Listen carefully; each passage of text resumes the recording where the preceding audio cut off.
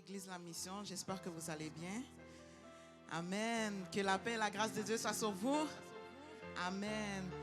Donc ce matin, on va inviter la présence de Dieu pour qu'il puisse prendre place dans ce lieu, malgré les problèmes matériaux, les problèmes techniques.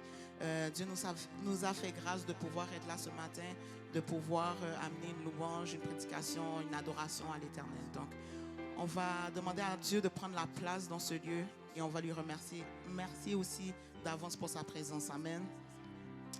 Merci Seigneur pour ta grâce, pour ta bonté Seigneur Jésus, pour l'opportunité que tu nous permets d'être là ce matin Seigneur Jésus, malgré les difficultés, malgré les épreuves, malgré les distractions Seigneur Jésus Papa.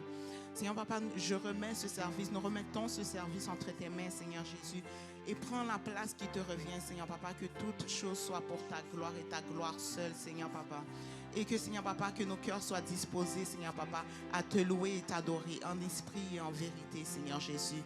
Seigneur Papa, enlève toute distraction, Seigneur Papa, qui nous pourrait nous empêcher, Seigneur Papa, de t'adorer pleinement, Seigneur Jésus. Prends la place qui te revient, c'est au nom de Jésus que je prie. À lui seul la gloire, le règne et la puissance dans tous les siècles des siècles. Amen. Donc nous allons chanter un chant qui dit Seigneur, je te loue de tout mon être, Seigneur, je te loue. Je vais vous inviter à vous mettre debout pour ça.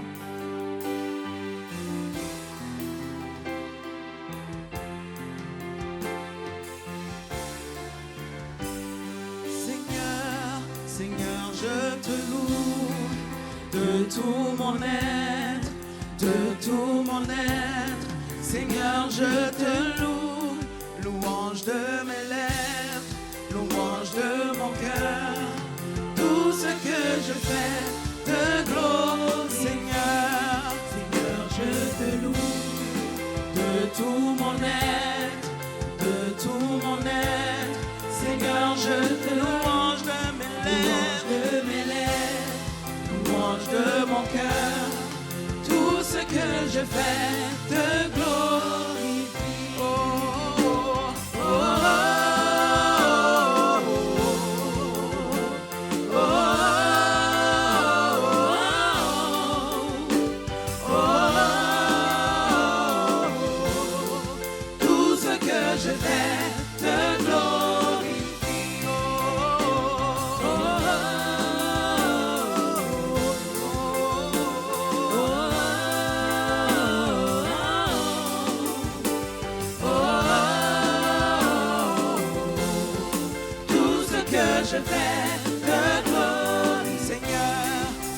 Je te loue de tout mon être, de tout mon être, de tout mon être, de tout mon être. Seigneur, je te loue, louange de mes lèvres, louange de mon cœur, et tout ce que je fais, tout ce que je glorifie, Seigneur.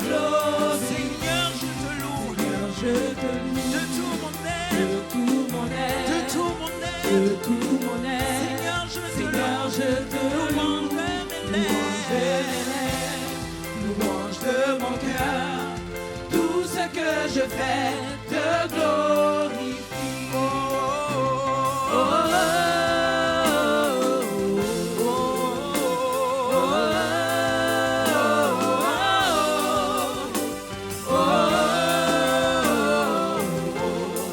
tout ce que je fais te glorifie.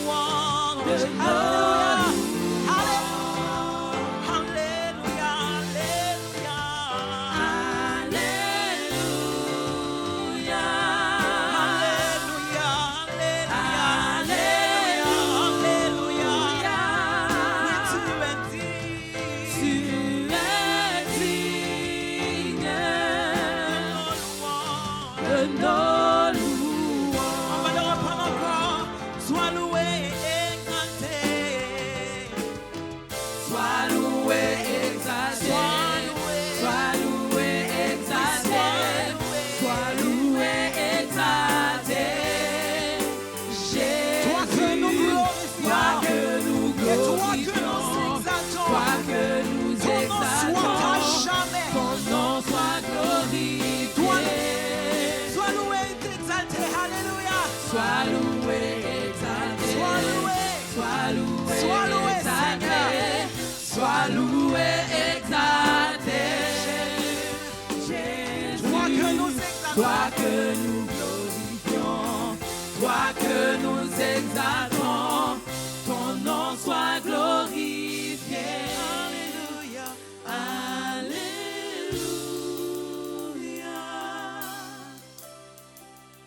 alléluia. Oui, tu me dis, tu es digne de nos louanges. Une dernière fois, alléluia, alléluia, alléluia, oh alléluia, alléluia. Sois tu es digne de nos louanges. Donc on va passer un moment dans l'intercession par la sœur, la diaconesse Cynthia. Alléluia. Je veux vraiment qu'on reste dans cette même position et qu'on se dispose à chercher la face du Seigneur, parce que la parole de Dieu nous dit que si on le cherche de tout notre cœur, il va se laisser trouver par nous. Et je vois que le Seigneur passe avec l'Église La Mission dans un temps de discernement, où est-ce que le Seigneur veut que nous puissions voir clair. Alléluia. Est-ce que vous êtes avec moi? Est-ce que vous voulez voir clair? Alléluia. C'est là où est-ce que le Saint-Esprit est en train d'amener l'Église La Mission. Un vent de discernement du Saint-Esprit. Nous allons demander au Seigneur que, à travers cette conférence, que nos yeux s'ouvrent, qu'on commence à être encore plus sensibles au Saint-Esprit, qu'on puisse commencer à comprendre davantage quand le Seigneur nous parle, qu'on puisse avoir les yeux ouverts pour ne pas se laisser piéger dans les ruses de l'ennemi. Alléluia. Alléluia. Prions le Seigneur. Priez de tout votre cœur. Demandons au Seigneur esprit de discernement. Demandons au Seigneur que nous puissions voir clair, qu'à travers cette conférence, que nous puissions être encore plus sensibles à la voix du Seigneur. Prions ensemble, Église à Mission, comme un seul homme devant Dieu. Alléluia. Prions ensemble. Seigneur Jésus, nous te disons merci, Seigneur Jésus. Parce que Seigneur, je vois, Seigneur, que tu fais passer l'Église La Mission, Seigneur, dans un temps de discernement, Seigneur. Discernement spirituel, Seigneur Jésus. Père éternel, nous sommes dans les derniers temps, Seigneur Jésus. Et tu as dit dans les derniers temps, dans ta parole, dans le livre de Thessaloniciens, Seigneur Jésus, qui a un esprit d'égarement, Seigneur, qui va, Seigneur, parcourir le monde, Seigneur Jésus, pour que les gens qui n'ont pas voulu croire en ta parole puissent croire à leurs propres mensonges. Seigneur Dieu, voici nous sommes dans les temps de la fin, Seigneur Jésus. Et Père éternel, plus que jamais, nous avons besoin du discernement du Saint-Esprit. Seigneur Dieu, je te demande dans le nom de Jésus que nos yeux s'ouvrent. Seigneur, s'il y en a d'entre nous qui sommes aveugles spirituellement, dans le nom de Jésus-Christ, que nos yeux puissent s'ouvrir, que ceux qui ne voient pas bien, Seigneur Jésus, puissent, Seigneur Jésus, avoir, Seigneur, le discernement du Saint-Esprit, Seigneur Jésus. Au nom de Jésus, Père éternel, nous ne voulons plus être des chrétiens, Seigneur, simples, Seigneur, mais Seigneur, nous voulons être des chrétiens qui vont comprendre, Seigneur Jésus. Seigneur Jésus, comprendre ta parole, comprendre, Seigneur, ce que tu veux nous dire, Seigneur, quelque chose. Comprendre ta voix, Seigneur. Entendre ta voix, Seigneur Jésus. Alléluia. C'est le temps du discernement du Saint-Esprit. Seigneur Jésus, remplis-nous de ton discernement. Seigneur Dieu, parle à travers nous, change-nous, que nous puissions, Seigneur, chercher ta face, connaître ta parole encore plus, éternel Dieu, parce que ta parole est une lumière sur mon sentier. Alléluia.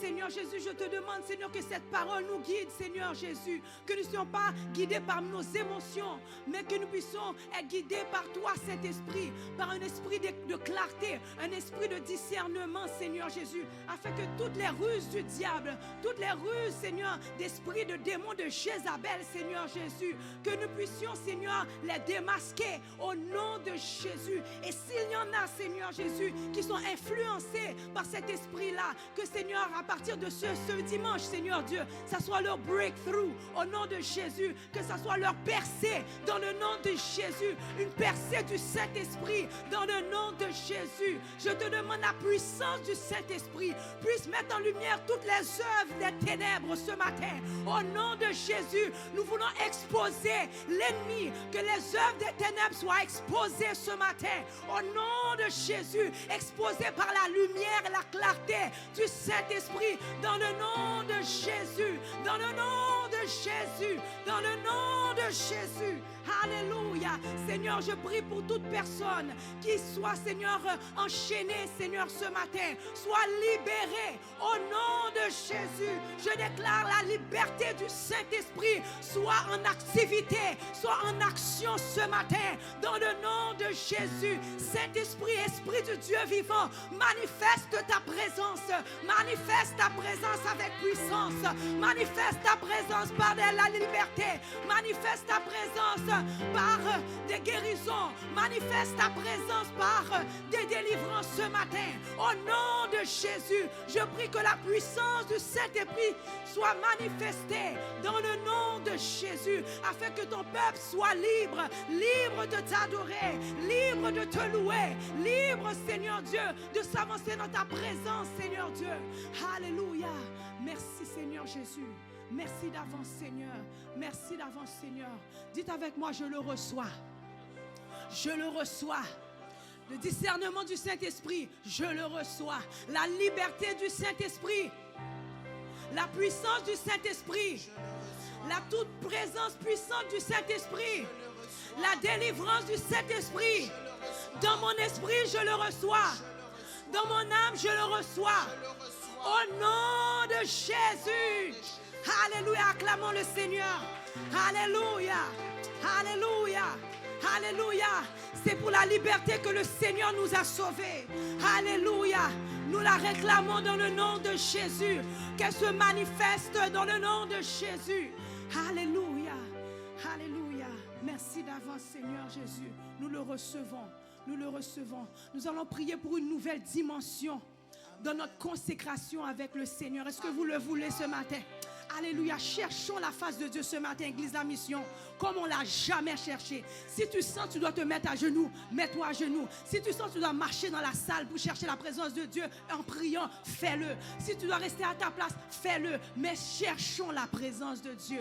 Alléluia, demandons au Seigneur une plus haute dimension, une plus profonde dimension. Il est temps que nous puissions rentrer dans les eaux profondes avec le Seigneur. Entrons dans les eaux profondes avec le Seigneur. Prions, demandons à Dieu une nouvelle dimension.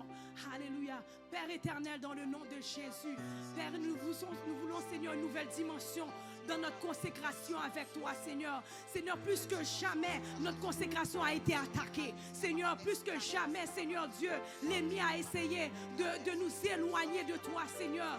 Mais Seigneur Jésus, nous voulons déclarer défaite dans le camp de l'ennemi, Seigneur Dieu. Seigneur, je prie, Seigneur Dieu, que nous puissions te connaître à une plus haute dimension, au nom de Jésus. Une nouvelle dimension, Seigneur Jésus. Une nouvelle dimension de consécration. Une nouvelle soif, Seigneur Dieu. Où est-ce que nous avons besoin de toi? Où est-ce que nous allons avoir des révélations de ta présence, des révélations de ta parole, Seigneur Jésus.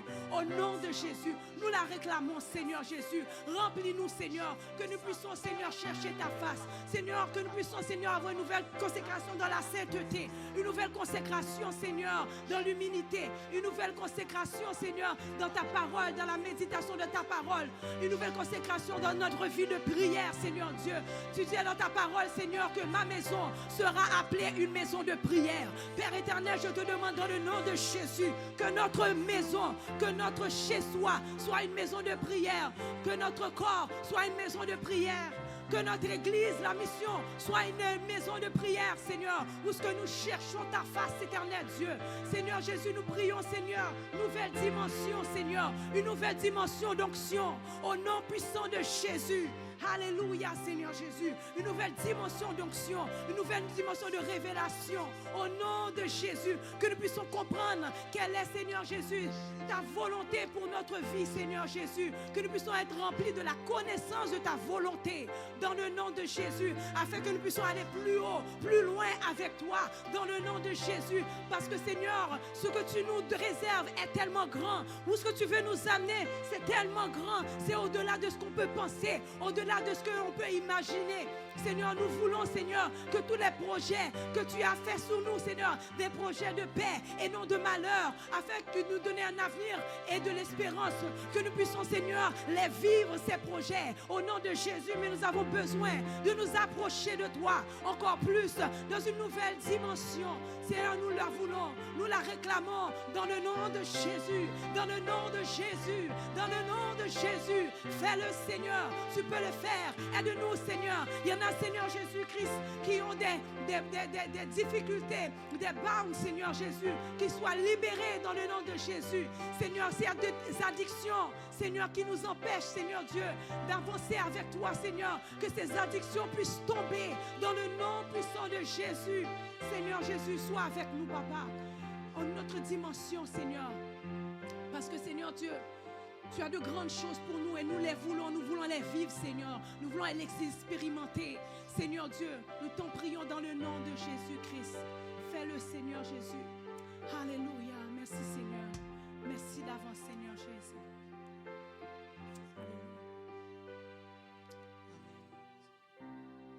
Amen. Donc nous allons passer encore un moment dans l'adoration.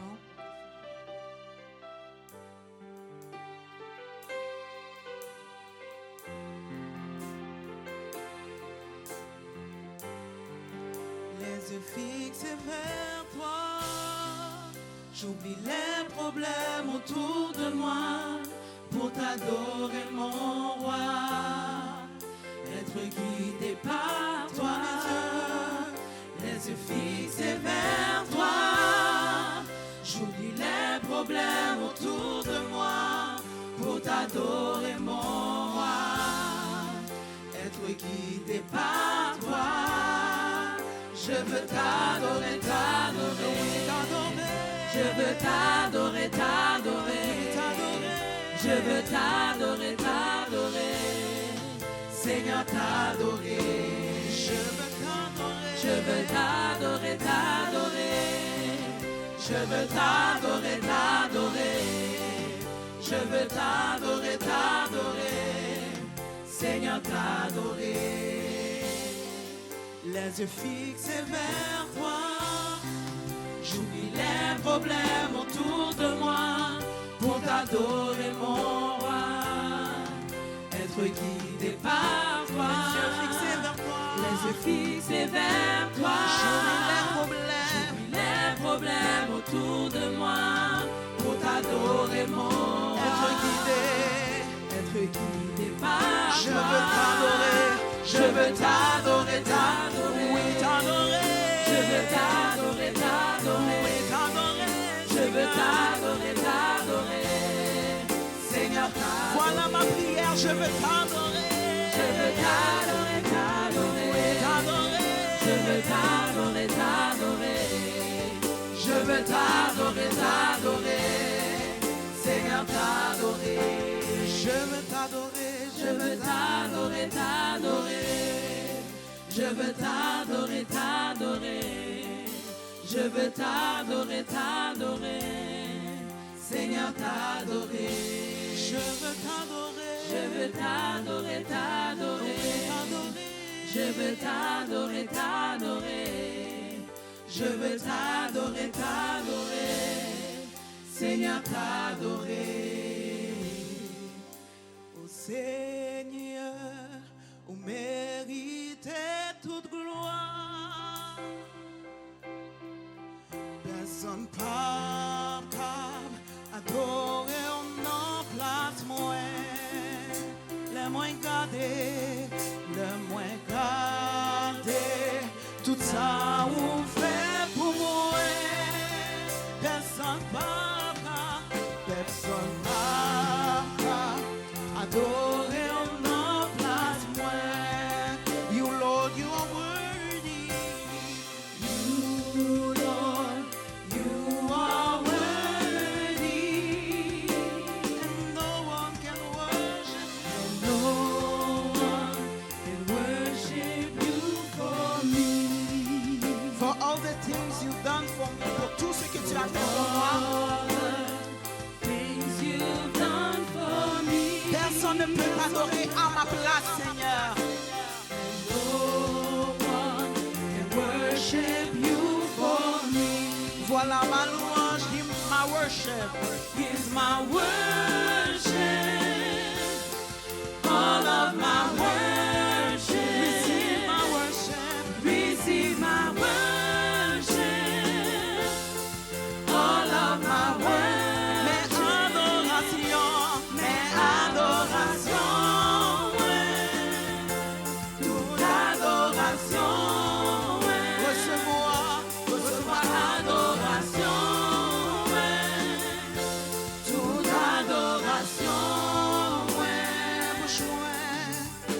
Bouche-moi pas, j'aimerais t'aimer, adoration, ouais, c'est vous. Je t'en pas, qu'elle souffre encore, adoration, ouais, c'est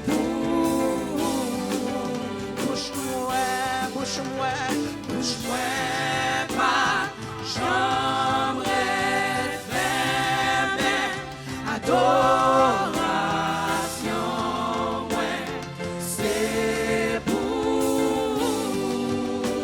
Joue-t'en-moi pas, qu'elle souffre. Adoration, ouais, c'est adoration, ouais, c'est bouge-moi pas, j'aimerais t'aimer, adoration, ouais, c'est pour. Joue-t'en-moi, pas qu'elle souffre encore, qu'elle souffre, adoration, mon adoration est pour toi, alléluia. And I will not be silent, and I will not be silent. I will always worship you. As long as I don't pretend, as long as I am breathing, I will always worship you. Here's my worship. Here's my worship. All of my worship. All of my worship. Seigneur, reçois mon adoration. Receive my worship. All of my worship. Mes adorations, ouais. Toute adoration, ouais. Recevoir adoration, ouais. Toute adoration, ouais. Mes adorations, ouais. Alléluia. Toute adoration, ouais. Recevoir adoration, ouais. Alléluia. Toute adoration. Est-ce qu'il y a quelqu'un qui peut élever le nom du Seigneur en ce moment? Bouche-moi, papa, j'aimerais t'aimer. Adoration, moi, c'est pour. Joue-t'en-moi pas qu'un souffle encore. Tant que je vivrai, tant que je respirerai, mon adoration sera à toi, Seigneur. Alléluia. Merci Seigneur. Est-ce qu'il y a quelqu'un qui peut dire merci Seigneur? Gloire à ton nom Jésus. Gloire à ton nom Jésus. Gloire à ton nom Jésus. Alléluia. Alléluia. Merci Seigneur. Alléluia.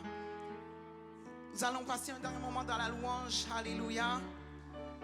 Donnez toute votre âme, tout votre cœur, toutes vos pensées au Seigneur. Alléluia. Alléluia. Amen. À celui qui est assis sur le trône et à l'agneau, soit la louange, l'honneur, la gloire, la force à jamais. Oui, à celui qui est assis sur le trône et à l'agneau, soit la louange, l'honneur, la gloire, la force à jamais. Nous allons dire gloire, gloire, gloire, gloire, gloire, gloire à l'agneau, gloire à l'agneau, gloire à l'agneau.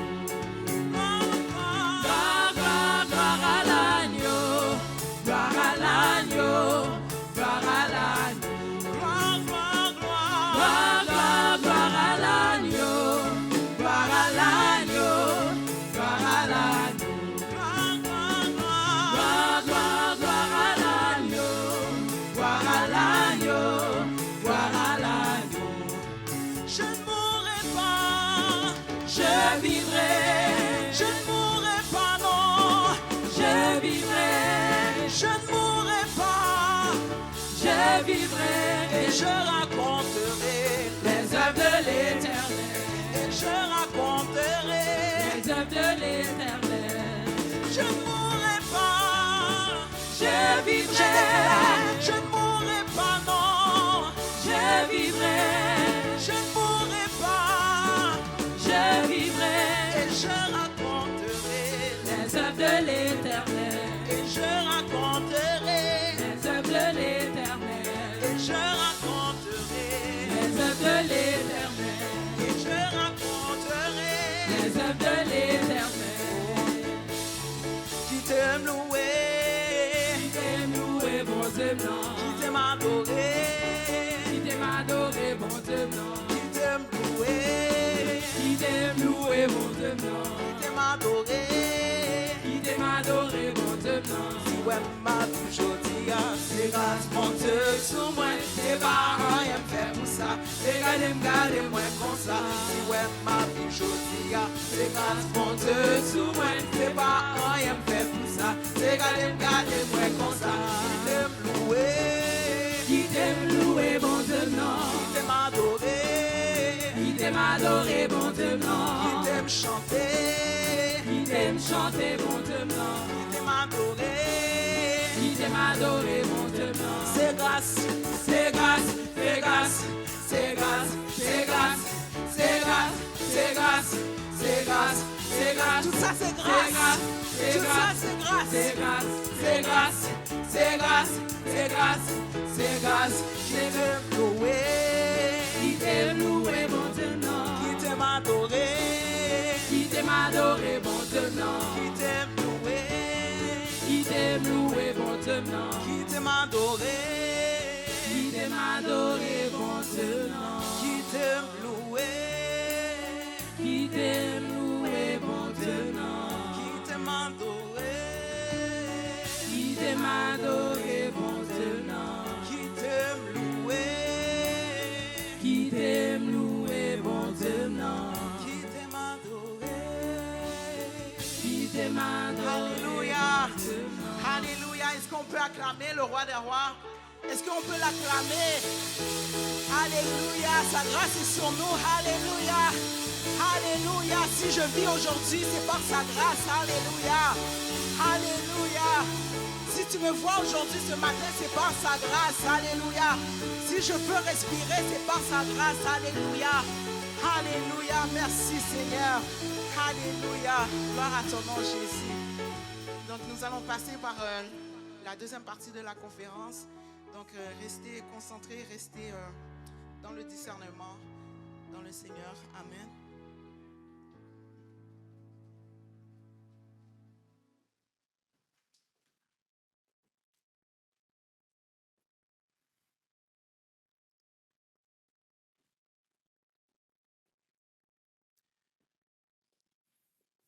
Gloire à Dieu. Peut-on acclamer le Seigneur encore une fois?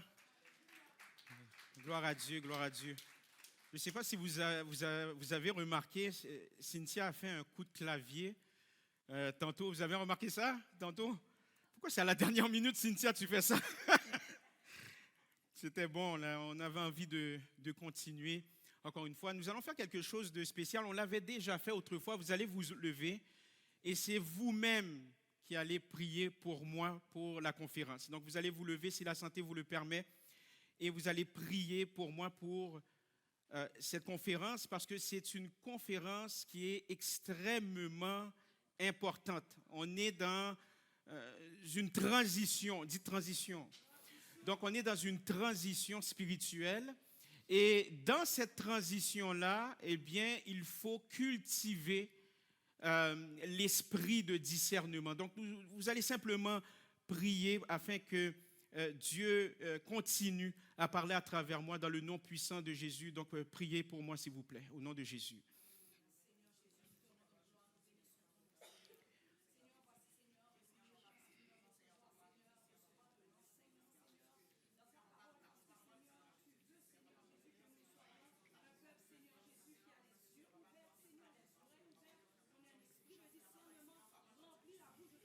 Gloire à toi, Seigneur.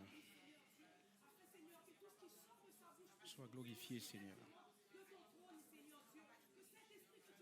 Parle à travers ton serviteur, Seigneur. Gloire à toi, Jésus.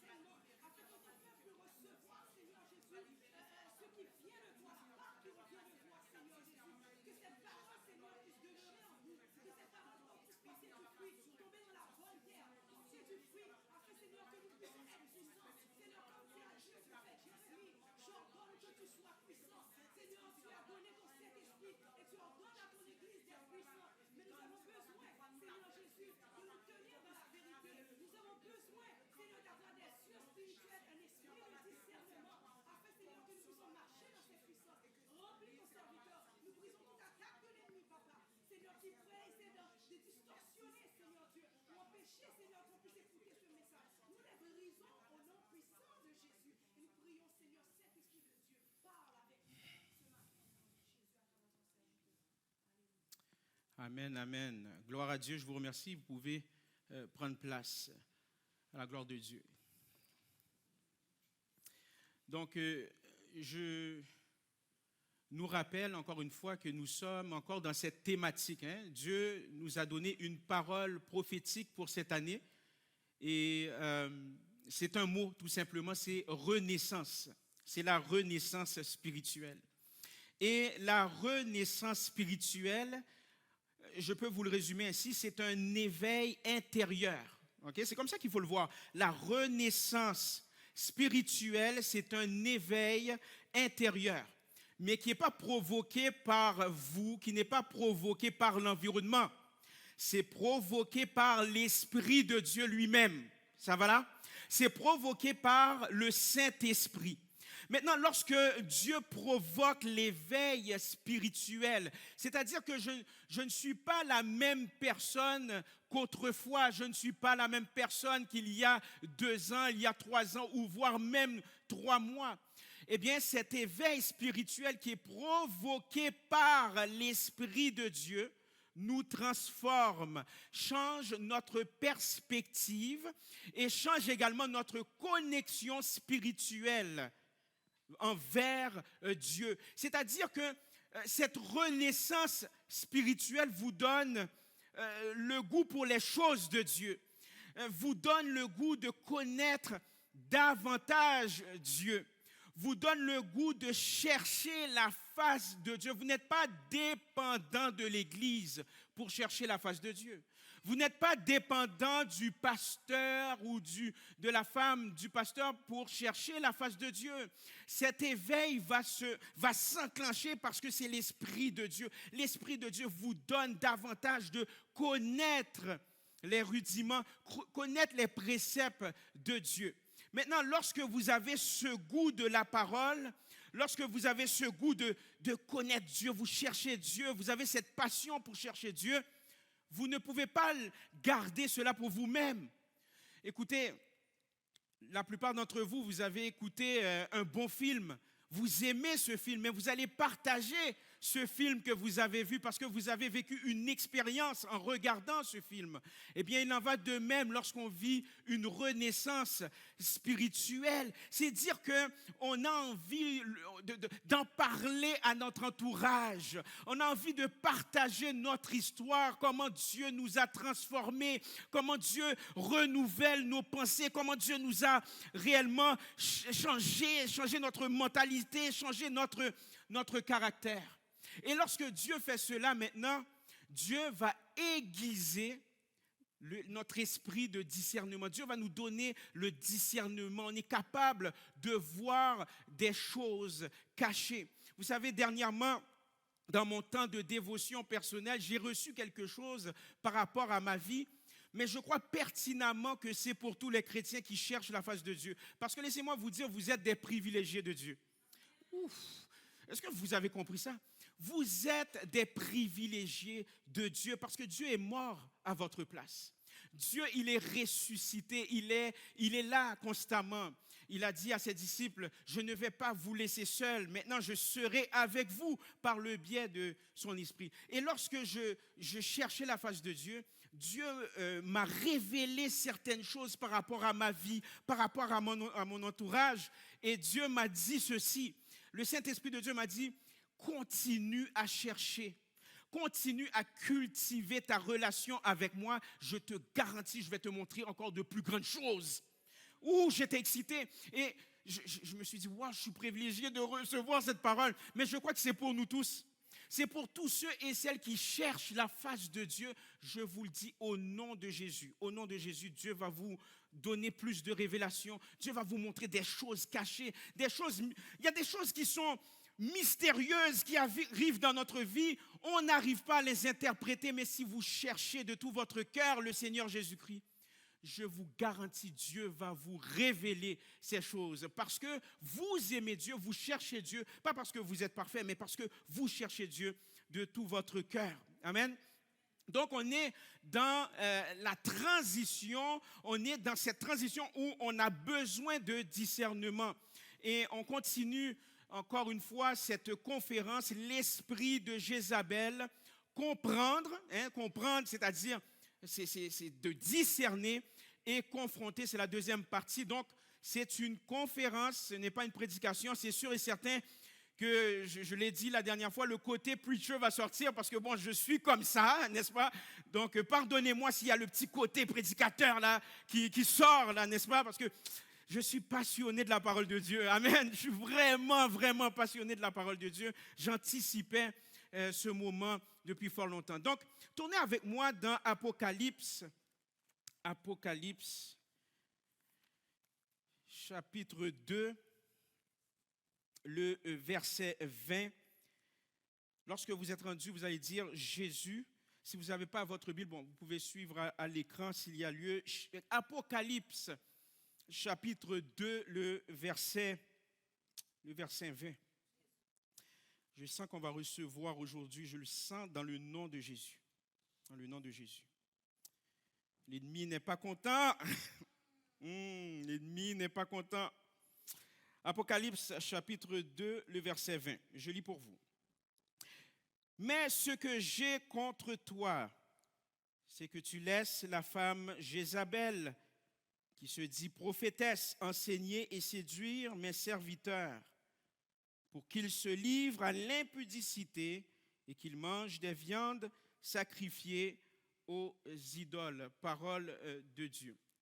Donc, j'aimerais vous dire dans un premier temps que le passage qu'on vient de lire, c'est un passage qui provient du livre de l'Apocalypse, où Jésus-Christ, parce que c'est Jésus qui parle, où Jésus-Christ adresse des lettres à différentes églises pour exprimer sa pensée. Dites, Jésus n'a pas la langue de bois. Peut-être certains politiciens ont la langue de bois, certains pasteurs ou certains patrons, mais pas Christ. Christ, il parle directement. Donc, Christ va exprimer son point de vue sur quelques sujets relativement à des églises. Et dans ce cas précis, il s'exprime à l'égard de l'église Thyatire. Et il va parler, bien entendu, de l'esprit de Jézabel. L'esprit de Jézabel, eh bien, nous l'avions vu au cours des dernières semaines. Et l'évangéliste William Jean, qui était le conférencier dimanche dernier, l'a également énoncé.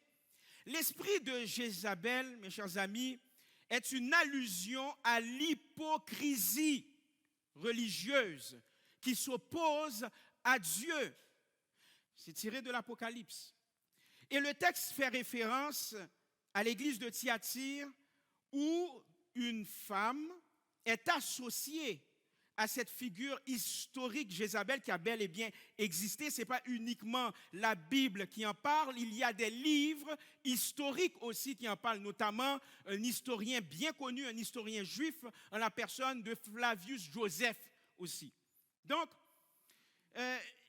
cette femme, elle est décrite comme perverse. Cette femme, qui est une femme, c'est une politicienne, c'est une reine, elle est décrite également comme une idolâtre dans l'Ancien Testament. Et cette expression « esprit de Jézabel » symbolise ceux qui prétendent servir Dieu. Ceux qui prétendent servir Dieu, qui disent hey, « moi je sers le Seigneur, moi là ». C'est ceux qui prétendent servir Dieu tout en transgressant ses principes. Okay? Tout en transgressant ses principes. Nous avions vu également que Jézabel est une figure de l'Ancien Testament. Elle représente la méchanceté. Okay? C'est une figure dans l'Ancien Testament qui représente la méchanceté. Elle représente non seulement la méchanceté, mais elle représente également la manipulation. Elle représente également la cruauté, symbolisant un esprit diabolique. Diabolique qui signifie un esprit contraire à Dieu, c'est l'adversaire de Dieu. Et bien entendu, durant son histoire, eh bien, sa fin tragique, parce qu'elle a eu une fin tragique, parce qu'elle ne s'est pas repentie, eh bien, sa fin tragique où elle fut jetée par une fenêtre et dévorée par des chiens, a mis fin à un règne de terreur. Un règne de terreur comme décrit dans la Bible. Donc, j'aimerais vous dire que cette conférence vise à identifier l'esprit diabolique. Est-ce que ça va? Cette conférence vise à identifier l'esprit diabolique présent dans votre vie personnelle.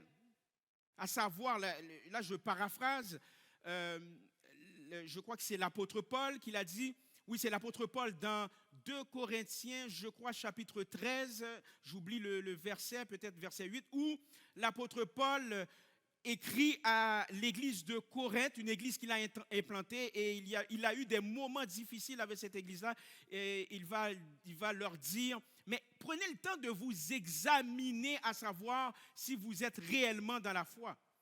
Donc, cette conférence vise aussi à identifier cet esprit diabolique-là, si cet esprit a une influence dans notre vie personnelle.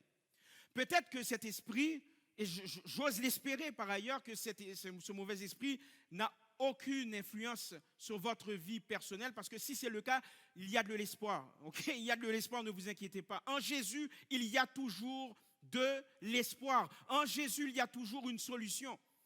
Donc, si ce n'est pas votre cas, eh bien, ça vise aussi à identifier cet esprit diabolique aussi au sein de votre famille. Est-ce que ça rôde aussi au sein de la famille? Est-ce que ça rôde dans l'entourage également?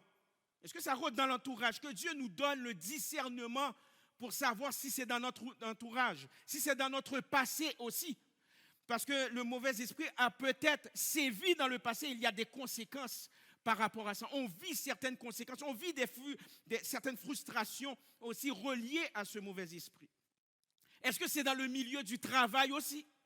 Il y a lieu de vérifier aussi si c'est dans le milieu du travail. Et j'aimerais vous dire ceci, je vous rappelle, je l'avais dit, vous pouvez voir ça dans la première partie de cette conférence qui est sur le compte YouTube de l'Église La Mission. Vous allez dans le playlist combat spirituel. Je vous avais dit également que l'esprit de Jézabel n'est pas limité aux femmes. L'esprit de Jézabel n'est pas limité aux femmes. Certaines fois, on pense que c'est uniquement les femmes. Non, il peut toucher les hommes aussi. Parce que cet esprit agit principalement par son pouvoir d'influence. Le plus souvent, les gens qui sont possédés par cet esprit ou bien influencés par ce mauvais esprit, ce sont des gens très influents. Hein? Ce sont des gens très influents et leur but, c'est de nous détourner de la vérité, de nous détourner de la doctrine évangélique. Et mon objectif est de vous démontrer 12 signes clairs indiquant que vous avez affaire à quelqu'un qui a l'esprit de Jézabel. 12 signes clairs, supportés par les textes bibliques. C'est supporté par les textes bibliques. La première partie de ma conférence, je vous avais montré les 6 premiers signes clairs, bien entendu appuyés par la Bible, appuyés par les passages bibliques. Je vais simplement vous récapituler rapidement les 6 premiers signes clairs. L'esprit de Jézabel est marqué par la manipulation. Nous l'avions vu avec un texte biblique. Ça va? L'esprit de Jézabel est marqué par la manipulation. L'esprit de Jézabel est marqué par une forme de spiritualité. Le plus souvent, les gens qui sont influencés par ce mauvais esprit prétendent être très spirituels. Sont très spirituels, voient beaucoup de choses, sont toujours prêts à prophétiser. L'esprit de Jézabel est marqué aussi par le contrôle. L'esprit de Jézabel est marqué également par l'esprit d'opposition face à une autorité légitime. Parce que ce n'est pas toute autorité qui est légitime. Mais les gens influencés par ce mauvais esprit sont constamment, j'ai bien dit constamment, en opposition face à une autorité légitime. L'esprit de Jézabel aussi est marqué par le refus ou du moins le dégoût du mot refus. C'est-à-dire, vous vous rappelez, lorsqu'il y a un refus, pour les gens qui sont influencés par ce mauvais esprit, c'est la fin du monde. Vous allez voir qu'ils changent carrément. C'est comme s'ils sont une autre personne. Et bien entendu, c'est marqué par l'orgueil. Donc, nous allons étudier ensemble les 6 autres caractéristiques claires de l'esprit de Jézabel supportées par les Saintes Écritures. Est-ce que vous êtes prêts à la mission? Amen. Est-ce que vous êtes prêts? Je ne vous entends pas. Est-ce que vous êtes prêts? Il n'y aura pas de censure. OK? Pas de censure. Maintenant, il y a le premier point, l'idolâtrie. L'idolâtrie. La reine Jézabel était une femme, comme je vous l'ai dit d'entrée de jeu, c'est une femme puissante. C'était une reine. C'était une femme puissante, c'était une femme influente, déterminée, mais à faire le mal. Est-ce que vous êtes là? C'était une femme puissante, une femme influente, mais déterminée à faire le mal. Et elle a utilisé cette influence, son pouvoir, pour promouvoir ses croyances mystiques et persécuter ses opposants. 1 Roi chapitre 16, les versets 30 à 31. Akab, qui est son mari, vous vous rappelez, je vous ai dit qu'il était un pissou. J'étais étonné de voir qu'il y a des gens qui ne savaient pas qu'est-ce que ça voulait dire pissou. Je viens de me rendre compte que c'est une ancienne expression. Ça trahit mon âge. Seigneur, des fois on ne voit pas le temps passer. Parce que quand on était adolescent, on disait souvent pissou. Pissou veut dire peureux, là, sans personnalité. Est-ce que vous comprenez? Ma mère disait ça, il faut que tu aies une personnalité là. Vous comprenez? Donc c'est ça que ça veut dire pissou, okay? Ou on va dire pleutre ou peureux. Donc Akab c'était un peureux là, un peureux. Donc Akab, fils d'Omri, fit ce qui est mal aux yeux de l'Éternel, Yahweh, le Dieu créateur, le Père de notre Seigneur Jésus-Christ, plus que tous ceux qui avaient été avant lui. Verset 31. Et comme si c'eût été pour lui peu de choses de se livrer au péché de Jéroboam, fils de Nébat, il prit pour femme Jézabel, fils d'Edbaal. Vous vous rappelez, je vous ai dit qu'Edbaal était un sorcier. Ce n'était pas uniquement un politicien, il était un sorcier. C'était un sorcier. Roi des Sidoniens. Et il alla servir Baal et se prosterner devant lui. Ainsi donc, l'esprit de Jézabel dans la Bible est caractérisé par l'idolâtrie. Par l'idolâtrie. L'idolâtrie, c'est tout ce qui prend la place de Jésus-Christ dans votre vie. Donc, c'est caractérisé par l'idolâtrie et la croyance en des doctrines erronées entraînant une hostilité envers l'Église, envers ses enseignements, envers son mode de fonctionnement. Les gens qui sont influencés par ce mauvais esprit détestent le corps de Christ, détestent l'Église, détestent le vrai message de l'Évangile, le vrai Évangile, l'Évangile de la croix, l'Évangile de la puissance, l'Évangile de la résurrection. Détestent également le mode de fonctionnement de l'Église, détestent les enseignements de l'Église, pouvant, parce qu'ils ont un objectif, le mauvais esprit, il a un objectif, mes chers amis. Tout ça contribue à la division de l'Église qui va amener la destruction de l'Église. Donc c'est le but, c'est le but. Et cet esprit s'oppose au véritable message de la bonne nouvelle de Jésus-Christ. Ce mauvais esprit va également, critiquer la nature du sens. Je ne parle pas de critiquer le style d'un prédicateur, ce n'est pas ça que je parle. C'est la nature même de l'Évangile. Vous savez qu'est-ce qui est populaire de nos jours? La religion dit fais ci, fais ça pour plaire à Dieu. L'Évangile dit tu n'es pas capable. Est-ce que vous comprenez? Tu ne peux pas le faire par ta force. Regarde à Jésus et Jésus te donnera la puissance pour plaire à Dieu. C'est ça l'Évangile. Donc les gens sont opposés à ce message. Les gens sont pour le moralisme religieux. Fais ci, fais ça. Est-ce que vous comprenez? Comme ça tu vas plaire à Dieu. Mais ce genre d'enseignement est tellement dangereux parce que ça réduit le sacrifice de Jésus. Ça réduit la croix, littéralement.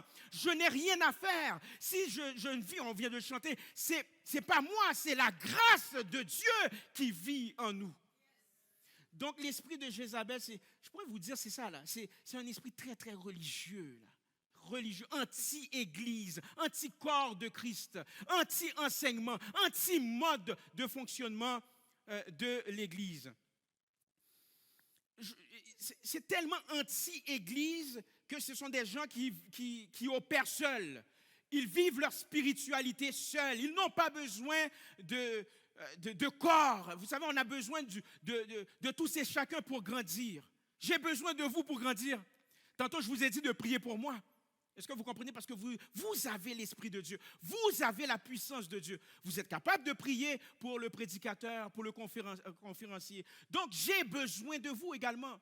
Mais la même chose aussi, l'Église aussi a besoin aussi de ses leaders. Et vous savez, avant, et ça c'est l'Évangile qui l'enseigne, avant d'être un leader efficace, pas simplement être positionné comme leader, avant d'être un leader efficace, tu dois être en mesure de suivre un leader. Et ça là, c'est un principe biblique et même le monde des affaires, le monde politique le comprennent. Ils le reconnaissent. Est-ce que vous comprenez? Donc c'est bizarre là. Les gens qui ne sont pas croyants comprennent les principes bibliques. Donc on a besoin les uns les autres pour pouvoir grandir en Jésus-Christ. Parce que tout est contre nous. Tout est contre nous. On a besoin les uns les autres pour pouvoir grandir, tout simplement. Autre point, division. La reine Jézabel, à son époque, a semé la division en raison de sa promotion de l'idolâtrie et des conflits avec les prophètes d'Israël. 1 Roi chapitre 18, le verset 4.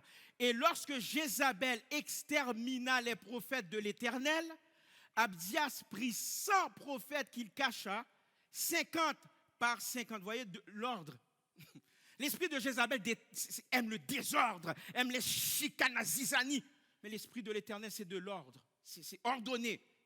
C'est ordonné, n'est-ce pas? 50, et ensuite par 50 dans une caverne, et il les avait nourris de pain et d'eau. Voyez-vous, c'est l'inverse. Hein? On prend soin. C'est ça être chrétien. C'est ça avoir le Saint-Esprit de Dieu. Un autre passage pour supporter cela. 1 Roi, chapitre 18, 17, versets 17 et 18. À peine Akab aperçut-il Élie qui était le porte-parole de Dieu, le prophète de Dieu, qui lui dit, est-ce toi qui jettes le trouble en Israël? Voyez-vous, les gens animés de ce mauvais esprit, c'est avec un ton accusateur. C'est de ta faute, c'est toi le problème. Élie répondit, c'est ça quand tu es un homme de Dieu, une femme de Dieu, tu as du caractère, un bon caractère du Saint-Esprit de Dieu. Tu ne te laisses pas faire mener par les gens qui ont un esprit contraire à Dieu. Regardez la réponse d'Élie. Je ne trouve point Israël. Il est déterminé. C'est toi. Oh, au contraire, et la maison de ton père, puisque vous avez abandonné les commandements de l'Éternel et que tu es allé après les Baals. Donc, voyez-vous, c'est l'esprit de Jézabel. Et Jézabel elle-même, elle a semé une division dans le pays. Si bien que d'autres personnes adoraient le Seigneur, d'autres personnes adoraient Baal. Et l'esprit de Jézabel, aujourd'hui, peut semer la discorde et la division au sein des groupes communautaires, au sein des communautés, en manipulant les relations et en suscitant les conflits. Laissez-moi vous dire ceci.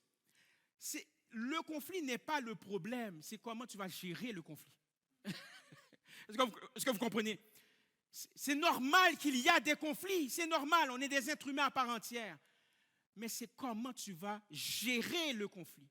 C'est là la question.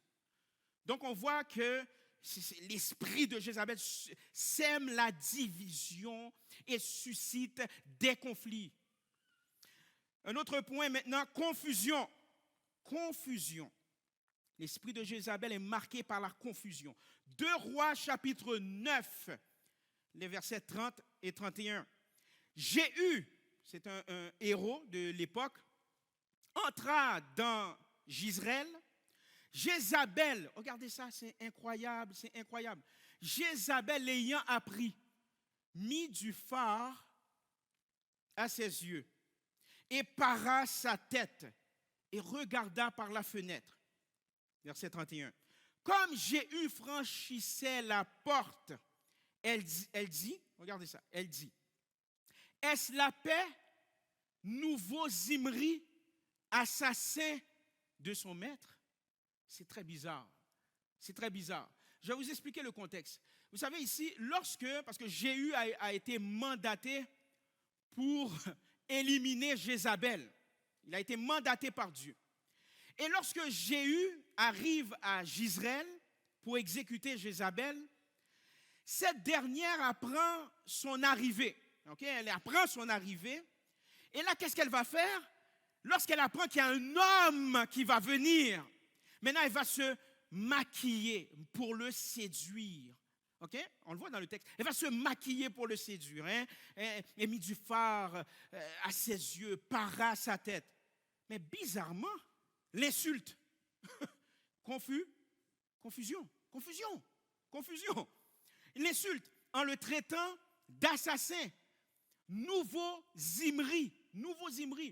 Remarquez-vous la confusion, l'insulte. Maintenant, je vais vous expliquer. Oui, on lit nouveau Zimri, mais qu'est-ce que cela veut dire? Eh bien, Jézabel compare Jéhu à Zimri. Zimri était un méchant bien avant la naissance de Jézabel. C'était un assassin. C'était un homme qui a commis un coup d'État. Et par la suite, lorsqu'il a commis ce coup d'État, Zimri s'est suicidé. Est-ce que vous êtes là? Donc, Jézabel le compare à un assassin. Jézabel veut le séduire, mais après ça, l'insulte, compare à un assassin. Donc, en d'autres mots, Jézabel menace Jéhu de subir un destin similaire s'il la tue, comme évoqué dans 1 Roi, chapitre 16, verset 18. C'est incroyable, c'est la confusion. Donc, l'esprit de Jézabel peut créer de la confusion parmi les personnes qui sont influencées par lui, par ce mauvais esprit, et même l'entourage.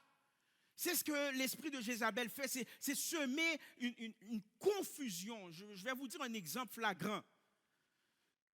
Disons quelqu'un qui a toutes les caractéristiques, ok? On parle pas, on s'entend, il faut pas, c'est pas parce que quelqu'un a un ou deux caractéristiques qu'il faut le qualifier d'esprit de Jézabel, c'est pas ça. Mais quelqu'un qui a toutes les caractéristiques et cette personne dit, écoutez, moi là, je suis fatigué de travailler pour cette entreprise, je vais partir en affaires. Il n'y a rien de mal à partir en affaires. Là, on parle de quelqu'un qui a ce mot, qui est influencé par ce mauvais esprit-là. Je vais partir en affaires. Aidez-moi à prier pour cela. 2 mois plus tard, cette personne ne part jamais en affaires, travaille pour une autre entreprise. C'est la confusion. Vous comprenez, c'est du désordre comme ça ne se peut pas. C'est de la confusion.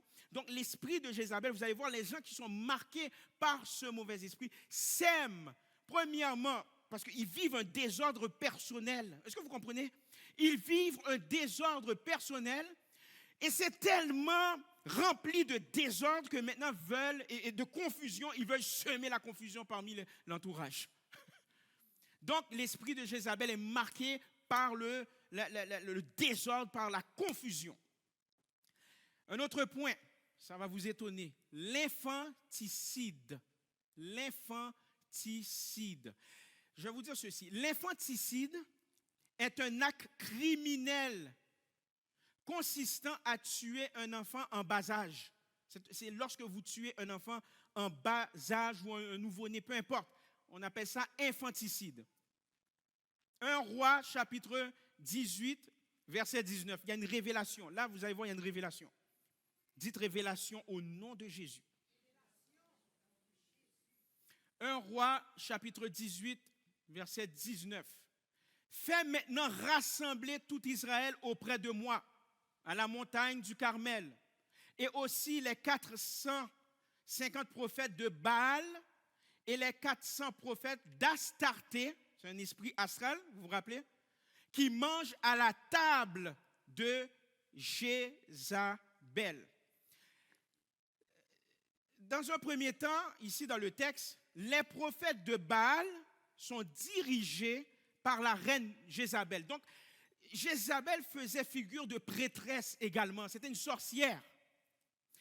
Et les gens qui s'adonnaient à cette religion mystique de Baal pratiquaient des sacrifices d'enfants au nom de Baal. Okay? C'était des sacrifices d'enfants au nom de Baal. Tandis que les prophètes de l'Éternel condamnaient ces actes. Donc, quelle est la révélation derrière ce texte? Il est crucial pour les parents chrétiens d'impliquer leurs enfants dans la foi en Jésus-Christ en ayant des cultes familiaux et en les amenant aussi au rassemblement d'église pour les exposer à Christ, pour les exposer aux enseignements chrétiens. Parce que durant la semaine, ils sont exposés à autre chose. Est-ce que c'est vrai? Nous ne sommes pas dans une société judéo-chrétienne. Je vous l'apprends là. Ils sont, durant toute la semaine, nos enfants sont exposés à autre chose que Christ. Vous comprenez? Donc c'est notre devoir, et je sais que nous sommes une génération fort occupée. Je combats avec ça aussi. Nous sommes une génération fort occupée. On a beaucoup de choses à faire, on a le travail, etc., nos activités. Mais il faut trouver un temps pour faire ou du moins organiser des cultes familiaux avec nos enfants et les exposer à l'évangile de Jésus-Christ. Et en ne les amenant pas à l'église ou en ne faisant pas, et je dirais même, et en ne faisant pas des cultes de famille avec nos enfants, on les expose sans le savoir à l'esprit de Jézabel qui va sacrifier nos enfants sur le plan spirituel. C'est ça la révélation. Parce que l'esprit de Jézabel, elle est là. Est-ce que vous comprenez? L'apôtre Pierre, et je paraphrase, eut à dire que Satan rôde autour, n'est-ce pas, autour de nous, pour nous dévorer. Donc c'est important, l'esprit, même si on n'est pas, ou du moins influencé par ce mauvais esprit, lorsque nous sommes chrétiens, lorsque nous croyons au Seigneur Jésus-Christ, mais il y a un esprit opposé à ça pour nous faire tomber. Il y a un esprit opposé à ça qui nous envoie un esprit de sommeil. Est-ce que vous comprenez? Aïe, aïe, aïe. Il y a l'esprit de sommeil. Est-ce que vous comprenez ce que j'essaie de dire? Ça, c'est un mauvais esprit. C'est un esprit de sommeil. Là, tu sommeilles. Là, tu pars loin, loin, loin. Là, tu ne vois rien. Tes enfants, ça va bien. Et selon les statistiques, mes chers amis, les statistiques le disent. À partir de 18 ans, la majorité, malheureusement, je n'ai pas le chiffre en tête, mais la majorité des enfants qui ont grandi à l'église à partir de 18 ans délaissent la foi. Délaissent la foi. Et c'est tout à fait normal. Premièrement, il y a les mauvais esprits qui sont contre, qui nous combattent dans un premier temps. Deuxièmement, nous sommes dans une société qui n'est pas une société qui prône les valeurs de Christ. Et troisièmement, oui, les parents font qu'est-ce qu'ils peuvent. Ça ne veut pas dire que c'est garanti que ton enfant va devenir chrétien, mais il y a plus de chances. Mais si les parents n'amènent pas leurs enfants au rassemblement d'église, si les parents n'inculquent pas, parce que ce n'est pas juste l'église qui fait les choses, j'envoie mes enfants à l'église. Non, on a une part de responsabilité également. Est-ce que vous comprenez? Vous êtes pasteur de votre maison, père de famille. Vous êtes pasteur de votre maison, mère de famille. Les premiers pasteurs, c'est vous les parents. C'est vous les parents. Vous avez l'Esprit de Dieu, vous avez l'onction. Dieu vous a donné cette onction pour, n'est-ce pas, éduquer vos enfants dans la sphère chrétienne, dans la chrétienté, tout simplement. Et l'esprit de Jézabel aussi envoie des flèches esprit de sommeil. C'est l'esprit de sommeil. Il envoie à l'église, là, vous sommeillez, vous avez envie de dormir. L'esprit de sommeil aussi. C'est grave, mes chers amis. C'est grave. Donc, le mauvais esprit sacrifie l'esprit de Baal, n'est-ce pas? À l'époque, il sacrifiait physiquement les enfants. Ils sont tellement sanguinaires que lorsque Baal ne répondait pas aux prières de ces sorciers, les sorciers ont commencé à se mutiler. Vous allez le voir dans la Bible. C'est un esprit de violence, un esprit de sommeil. Ils ne voient rien. Là. C'est ça. Donc, spirituellement parlant, le mauvais esprit, l'esprit de Jézabel envoie un esprit de sommeil sur les parents, un esprit de sommeil sur l'église également, et de là étant, sacrifie nos enfants sur le plan spirituel. Donc, c'est une forme d'infanticide spirituel. Maintenant, il y a aussi la rébellion. La rébellion se manifeste par le mépris. On parle de mépris des normes, le mépris des règles établies. Et l'un des exemples les plus marquants, mes chers amis, de la rébellion de Jézabel contre les croyances et contre les valeurs religieuses d'Israël est raconté dans 1 Roi chapitre 18, où elle s'oppose au prophète Élie. Elle va s'opposer au prophète Élie. 1 Roi chapitre 18, les versets 18 à 19. Elle répondit, Élie répondit, « Je ne trouble point Israël, c'est toi au contraire et la maison de ton père, puisque vous avez abandonné les commandements de l'Éternel et que tu es allé auprès des Baals. » Verset 19, « Fais maintenant rassembler tout Israël auprès de moi à la montagne de Carmel et aussi les 400 prophètes de Baal et les 400 prophètes d'Astarté qui mangent à la table de Jézabel. » Donc il y a une forme d'association, de prendre un repas avec cette sorcière. Et l'esprit de Jézabel agit avec une attitude de contestation, de défiance envers les conventions, de défense envers les personnes en position d'autorité. Élie était une personne en position d'autorité. C'était le porte-parole de Dieu. Dieu, le Créateur, Yahweh, c'est l'autorité suprême. Et sur le plan social, eh bien, ce genre de comportement va se traduire par un comportement délinquant, du vandalisme. Dans le milieu du travail, on va voir aussi, c'est toujours la contestation.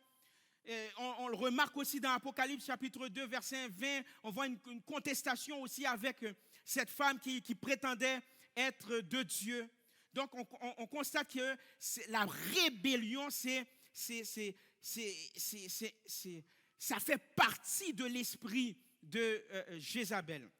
Et je terminerai avec le dernier point, sexuellement dépravé. Sexuellement dépravé. Apocalypse chapitre 2, le verset 20.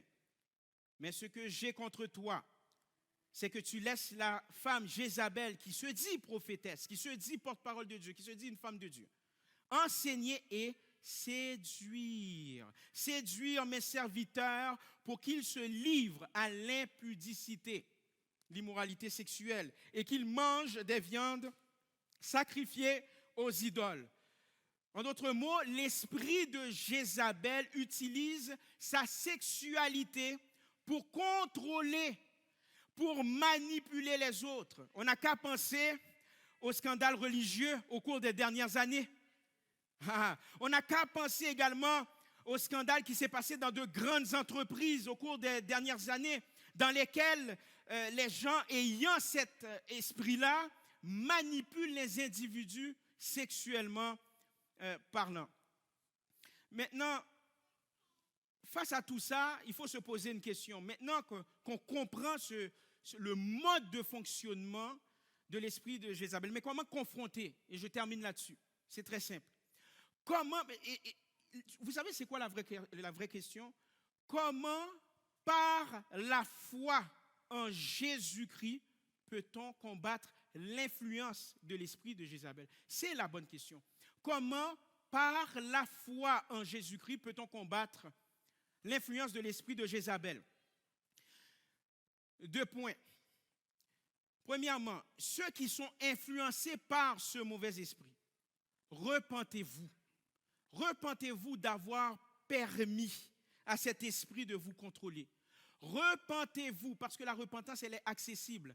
Jésus-Christ, il t'a dit à la femme qui prétendait avoir l'esprit de Dieu, si vous lisez les versets plus loin, Jésus lui a donné la chance de se repentir.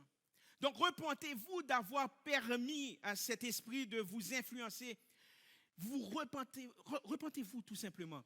Et ensuite de ça, demandez à Dieu de purifier vos cœurs. Demandez à Dieu de purifier vos motifs aussi. Et recherchez du counseling pastoral, du counseling auprès des gens qui sont très matures sur le plan spirituel. Maintenant, ceux qui sont heurtés par ce mauvais esprit, parce qu'il y a des gens, ils n'ont pas ce mauvais esprit, okay? Mais ils sont heurtés par ce mauvais esprit. Eh bien, demandez, et c'est ce que j'ai fait, demandez à Dieu de traiter directement avec eux.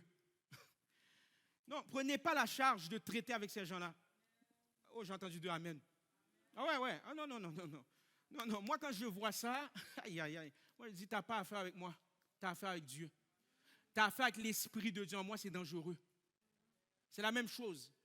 Lorsque ce mauvais esprit essaye de vous heurter, ne le prenez pas personnel. Prenez position et dites-vous, hey, c'est pas à moi que tu fais ça. Tu fais ça à l'esprit de Dieu en moi. Tu fais ça au Saint-Esprit de Dieu. Et là, dans vos prières, demandez à Dieu de traiter directement avec eux. Et vous savez qu'est-ce qui va se passer? Cette personne va être exposée et va finir par quitter votre vie. Mais quand vous demandez à Dieu de traiter avec eux, ce n'est pas demander de les tuer, là, okay? C'est pas ça, là.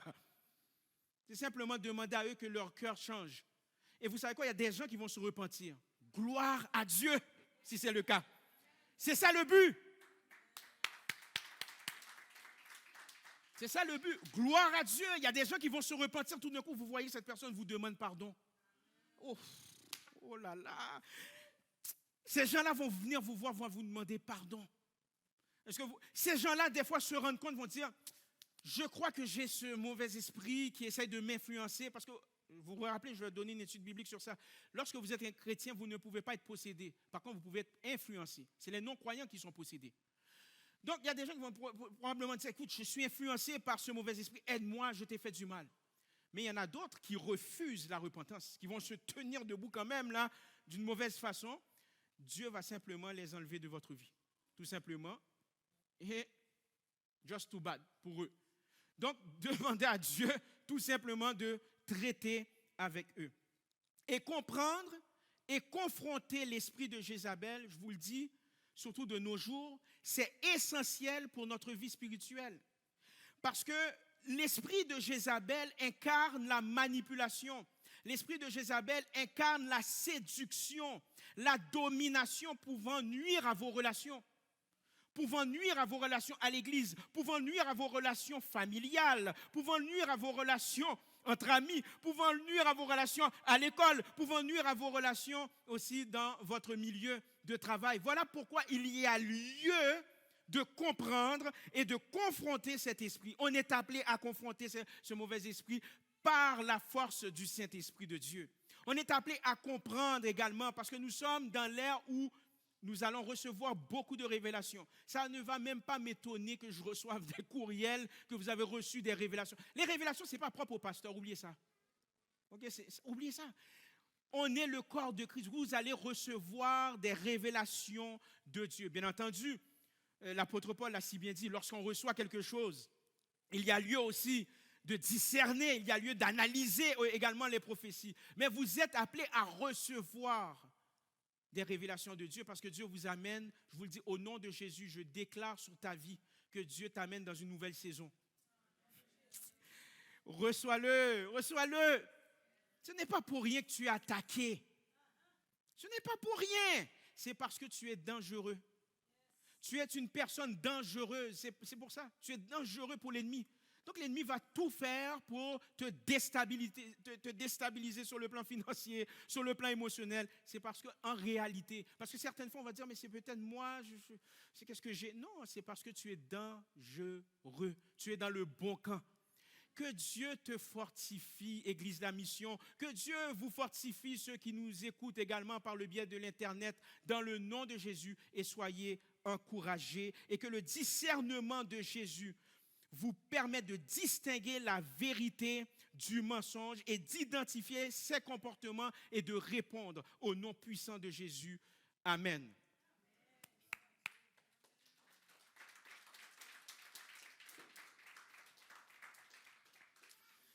Donc, sans plus tarder, nous allons passer aux offrandes. Vous savez, l'Esprit de Dieu nous amène à donner librement. Il n'y a pas de pression pour donner. Donnez selon ce que Dieu vous met à cœur parce que vos dons nous aident non seulement à propager l'Évangile à ceux qui ne connaissent pas Dieu. Parce que la mission première de l'Église, c'est que les non-croyants puissent connaître Christ et que les gens qui ont perdu cette connexion puissent se connecter à nouveau Christ. Donc, vos dons nous permettent, n'est-ce pas, à faire avancer l'œuvre de Dieu. Donc, vous pouvez donner par virement Interact, l'Église, la mission, à commercial@gmail.com, le mot de passe mission en minuscule. Et à la fin de l'année, vous allez recevoir, ou du moins lorsque c'est la période des impôts, vous allez recevoir un reçu d'impôt. Donc, je vais simplement faire une courte prière pour vos offrandes. Je déclare dans le nom puissant de Jésus, Seigneur Dieu, ce que nous allons donner, que tu puisses le multiplier dans le nom de Jésus. Parce que tu connais nos besoins, Seigneur. Et nous donnons, Seigneur Dieu, pas pour faire plaisir, Seigneur Dieu, à un corps pastoral ou à des leaders de l'Église. Nous donnons parce que nous croyons, Seigneur Dieu, à ta mission de faire des disciples dans le nom de Jésus, de partager ton évangile. Je prie dans le nom de Jésus, je déclare que le montant que j'ai donné ce matin, le montant que ton Église donne, que tu le multiplies au nom de Jésus, parce que tu connais leurs besoins, au nom de Jésus. Et s'il y en a qui luttent, Seigneur Dieu, parce qu'ils ont peur de manquer, je prie que tu leur donnes un esprit de courage, parce que c'est toi qui pourvois, Seigneur Dieu, à nos besoins. Seigneur Dieu, tu pourvois. Et Seigneur Dieu, je te donne un défi. Et je sais que tu vas le relever, Seigneur, parce que tu es le Seigneur. Je prie que tu montes ta puissance, Seigneur Dieu, auprès de ceux qui ont peut-être une crainte, qui ont peur un peu, Seigneur Dieu, de donner. Il fut un temps, j'étais comme ça, Seigneur Dieu, et puis je t'ai mis à l'épreuve, Seigneur Dieu. Je t'ai dit, OK, je donne, Seigneur Dieu, mais Seigneur Dieu, montre-moi, Seigneur Dieu, que tu es bel et bien réel pour voir mes besoins. Et boum, Seigneur Dieu, tu as opéré un miracle. Je prie dans le nom de Jésus que tu opères un miracle à ceux qui donnent dans le nom de Jésus. Amen et amen. Amen. Merci infiniment pour votre générosité. Donc, nous allons terminer assez rapidement. Je vais faire les annonces assez rapidement, mais dans un premier temps, je vous souhaite la plus cordiale des bienvenues aux nouvelles personnes qui viennent de se greffer à nous. Donc, pouvons-nous applaudir, acclamer le Seigneur pour les nouvelles personnes qui sont ici présentes. Gloire à Dieu. Donc, on aimerait rester en contact avec vous. Donc, vous pouvez aller sur notre site internet www.égliselamission.com. Vous allez cliquer sur « Je suis nouveau », tout simplement, et laissez vos coordonnées. On aimerait rentrer en contact avec vous. Et aussi, on est en train de travailler pour revamper le ministère de l'accueil. Dieu nous a envoyé une équipe. Vous allez voir là, une équipe onctionnée là réellement. Donc, bientôt, nous aurons des annonces très bientôt. Donc, nous voulons vous accueillir. Et si vous avez des questions relativement à cette église, n'hésitez pas de poser des questions auprès des gens qui vous ont invités ou bien simplement nous écrire. Donc, nous sommes réellement contents de vous voir. Je vous rappelle également la vision de l'Église. Tantôt, nous avions parlé de la mission de l'Église en général. C'est de faire des disciples, c'est de parler aux gens qui ne connaissent pas Christ. Mais Dieu donne une vision aussi à chaque Église. Et bien entendu, cette vision peut évoluer dans le temps. Donc, nous sommes une Église centrée sur Jésus-Christ qui aspire à être influente, actualisée et en santé, ayant pour objectif d'avoir un impact considérable dans la vie des individus et dans la communauté urbaine. Et justement, en parlant d'impact dans la vie des individus, eh bien, je vous annonce le jeûne de 3 jours qui aura lieu du 16 au 19 novembre. Donc, dimanche prochain, je vais vous donner des instructions concernant le jeûne. Si vous n'avez pas visionné l'étude biblique sur le jeûne, vous pouvez le trouver dans le YouTube de l'Église La Mission. Donc, j'ai dispensé une étude biblique de 30 minutes, ce n'est pas long, sur qu'est-ce que le jeûne réellement et quel genre d'individus doivent jeûner aussi, parce que ce n'est pas tout le monde qui peut jeûner.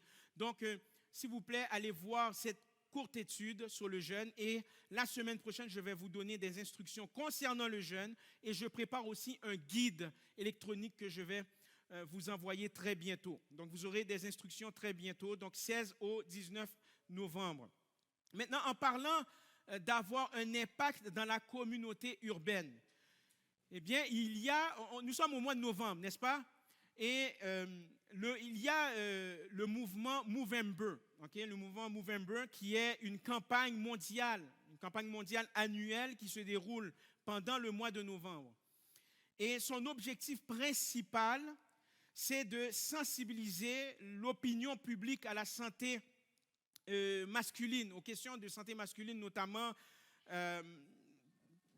concernant le cancer de la prostate, cancer des testicules, les problèmes maintenant reliés à la santé mentale des hommes. Donc, Movember, c'est un jeu de mots entre moustache, en anglais, et le mois de novembre, November en anglais. Donc, l'idée du ministère des hommes, hommes en mission, n'est-ce pas, mission homme, eh bien, pendant le mois de novembre, vous avez remarqué que plusieurs hommes participent à ce mouvement, Movember. Donc, ils vont se laisser pousser la moustache, okay, pour susciter des conversations. Hey, mais tu as changé de look, comment ça tu as une moustache? Okay? Et là, vous allez parler de la santé masculine et c'est une façon de ramasser des fonds. Donc, on incite les hommes, vous n'êtes pas obligés de le faire, mais écoutez, on veut avoir un impact. Hein. C'est rare qu'on voit une église qui participe à des mouvements comme ça. Il ne faut pas seulement participer à des mouvements chrétiens. Est-ce que nous sommes appelés à être la lumière du monde? Donc, on incite les hommes de l'église à arborer la moustache. Là, je vois des hommes qui me regardent comme s'ils ont peur. Il y a un des hommes dans le comité des hommes qui a dit « Pasteur, je ne suis pas fort en pilosité. Ce n'est pas grave. Il y a un crayon de feutre et puis tu passes ça sur ton visage. » Non, ce n'est pas vrai, c'est pas vrai. C'est pas vrai. Donc, à partir de dimanche prochain, moi, j'embarque dans ce mouvement. Vous allez me voir avec la moustache. Ça fait des années que je n'ai pas eu de moustache, mais vous allez me voir avec la moustache. Donc, qu'est-ce qu'on va faire? Ce n'est pas simplement porter la moustache. Je vois que mon frère me regarde bizarre parce que je lui ai dit ça. Lui, il me dit, oui, mais frérot, j'ai un petit menton.